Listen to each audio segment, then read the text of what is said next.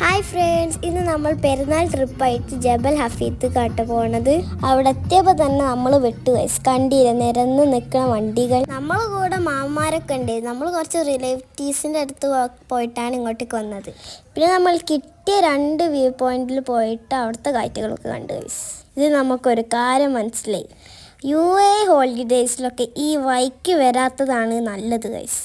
നമ്മളടുത്തില്ലേ എവിടെയെങ്കിലും 2 സ്ഥലത്തെങ്കിലും പോയാൽ മതി.